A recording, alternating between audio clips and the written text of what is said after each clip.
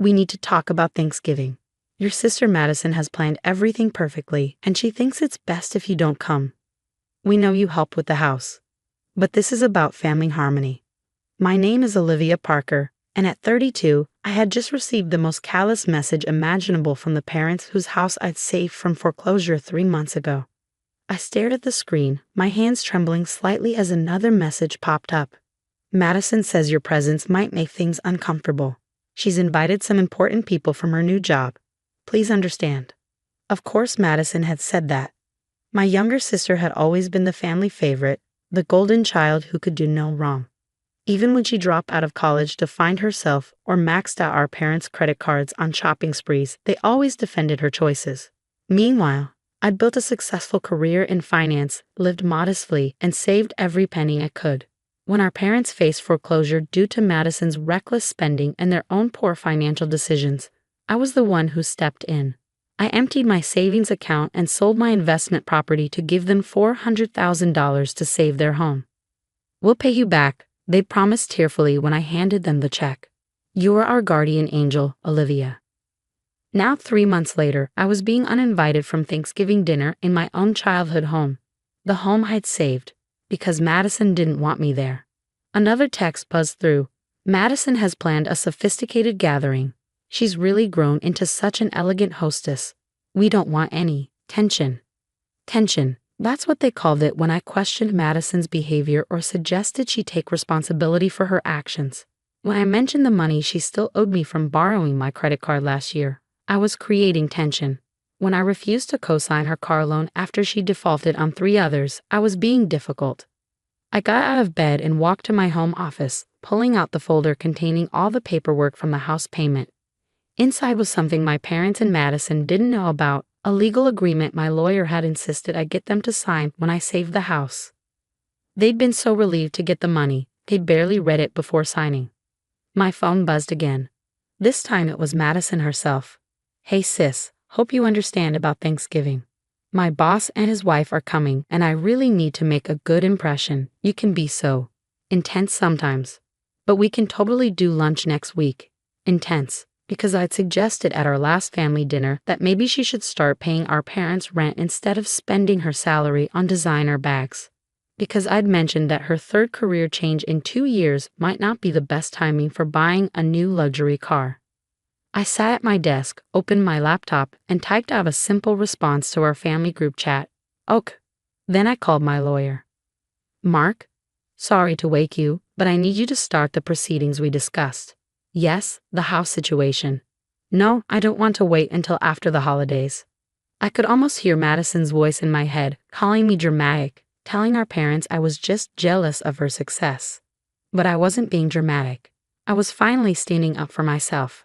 After hanging up with Mark, I opened my email and clicked on a folder labeled Evidence. Inside were screenshots of text messages, bank statements, and photos I'd been collecting for months. Madison using our parents' home equity to fund her business ventures, the transfers from their retirement account to cover her temporary cash flow issues, the credit card statements showing her extravagant spending while our parents struggled to pay their property taxes. My phone lit up again with another message from Mom. Please don't be upset, sweetie. You know how important this is for Madison's career. She's finally finding her path. We can celebrate with you another time. I thought about all the another times over the years, the family vacations I wasn't invited to because Madison needed quality time with Mom and Dad, the holidays where my achievements were glossed over in favor of Madison's latest plans, the countless times I've been asked to step aside, stay quiet, or simply not show up because Madison needed the spotlight. But this time was different. This time, I had something they didn't know about, something that would make them realize that actions and choices have consequences.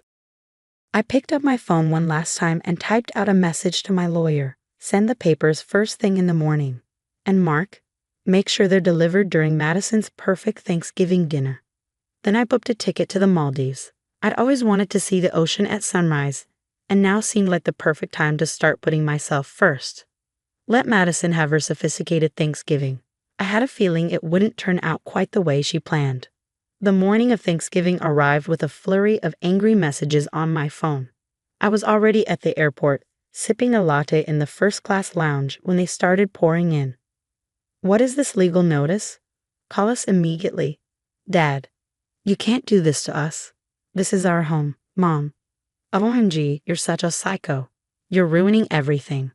Madison and I smiled, remembering the document they'd so carelessly signed 3 months ago. The one that clearly stated they had 6 months to either buy the house from me at market value or begin paying rent at the current market rate.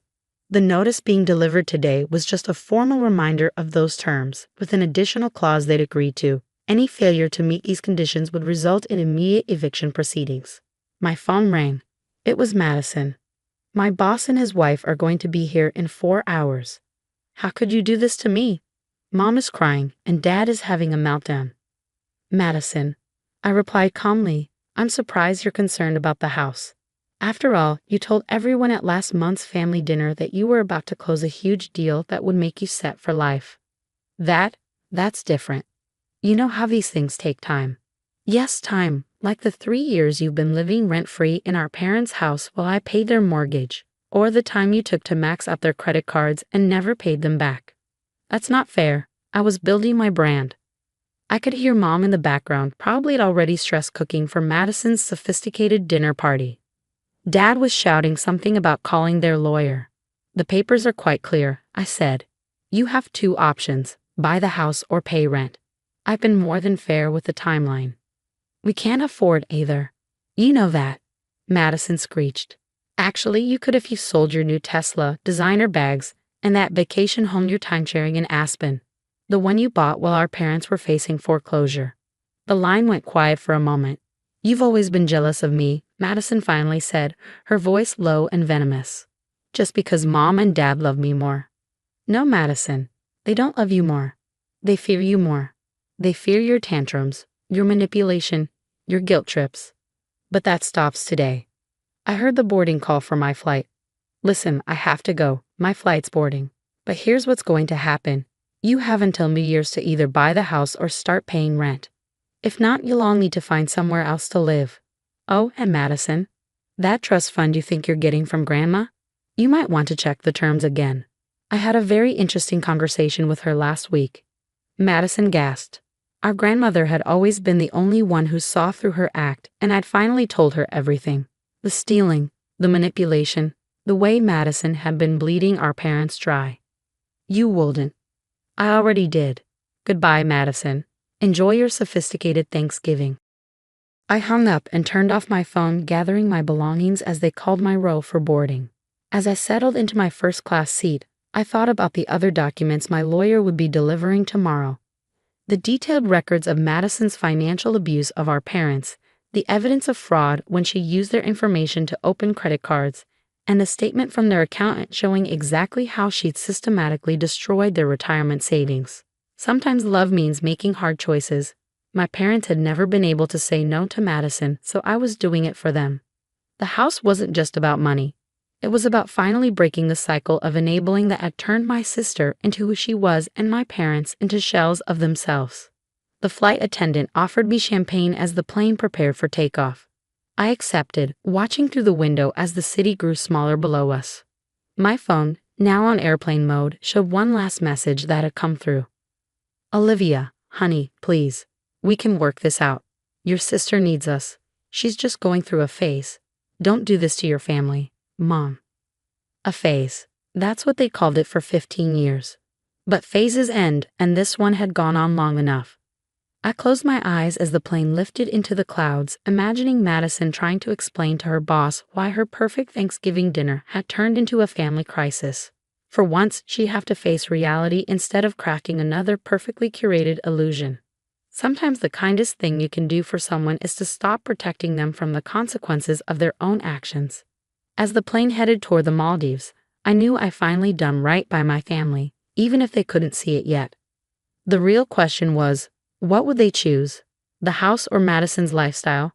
Either way, change was coming, whether they were ready or not. 2 weeks after Thanksgiving, I was sitting on my private villa's deck in the Maldives when my grandmother's call came through. "You should see the chaos you've left behind," she chuckled. Madison's perfect boss saw everything. The legal papers, her meltdown, everything. She lost that promotion she was bragging about. I sipped my coconut water, watching the sunset paint the ocean in shades of gold. How are Mom and Dad? Finally waking up, I think. Your father found Madison's secret credit card statements, the ones showing she's been taking out cash advances in their names. He's actually angry for the first time I can remember. That was progress. My father had never been angry at Madison before. Disappointed, yes, but never angry. And the house situation. That's actually why I called. Grandma's voice turned serious. They want to meet with you. All of them, Madison included. I think you should come home. I've been expecting this. My 3-week vacation was nearly over anyway. I'll be back tomorrow. Tell them to meet me at my place the day after. And Grandma? Thank you for standing with me. Oh, sweetheart, I've been waiting 15 years for someone to finally stand up to Hurricane Madison. When I walked into my apartment 2 days later, they were all already there. Mom looked tired, Dad looked older, and Madison looked different. Gone were the designer clothes and perfect makeup. She sat on my couch in jeans and a simple sweater, her face bare and vulnerable. Before anyone speaks, I said, setting down my keys, I have something to show you. I opened my laptop and pulled up 3 documents, a property listing, a business plan, and a treatment center brochure. These are your options. 1. I found a lovely smaller house within your budget. You can sell most of your current furniture and Madison's luxury items to make the down payment. 2. Dad, remember that small accounting firm you always wanted to start? This is a business plan to make it happen. 3. Madison, this is a financial therapy and addiction treatment center. They have an excellent program for people struggling with compulsive spending and chronic lying. Madison started to protest, but Dad raised his hand, silencing her for the first time I could remember. Let your sister finish. I continued, you can't keep the house unless you meet my terms. But I'm not here to punish you. I'm here to help you rebuild, the right way this time. Mom wiped her eyes. We've been so blind, Olivia. When we found those credit cards Madison had taken out in our names, we could face fraud charges. Our retirement is gone. We've been such fools. I've already spoken to the credit card companies, I said. They won't press charges if Madison enters the treatment program and sets up a repayment plan. Grandma and I will help with the initial costs. Madison stood up, her face crumpling. Why are you helping me, after everything I've done? Because you're my sister. And because beneath all this mess, there's still the Madison who used to draw me pictures and sneak into my bed during thunderstorms.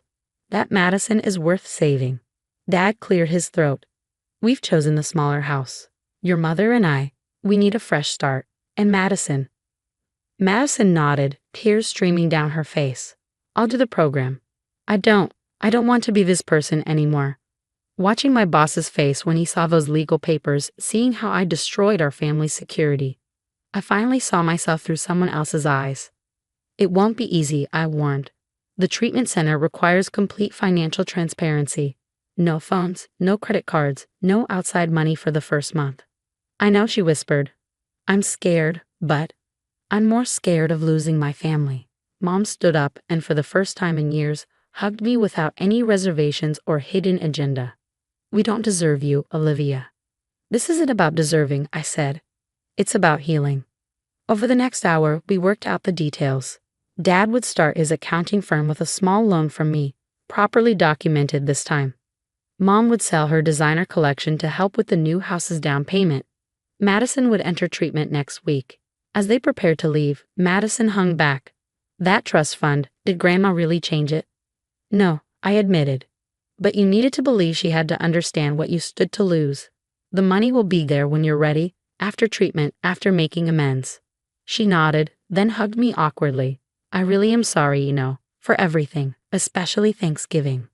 I know, now prove it by doing the work. After they left, I stood at my window, watching them drive away. My phone buzzed with a text from Grandma. Proud of you, sweetheart. Sometimes the biggest act of love is saying no. I smiled, thinking of my peaceful Maldives sunrise. Sometimes you have to travel far away to see things clearly at home. And sometimes, the best revenge isn't revenge at all. It's giving people the chance to become better versions of themselves. Even if that chance comes wrapped in legal papers delivered on Thanksgiving Day.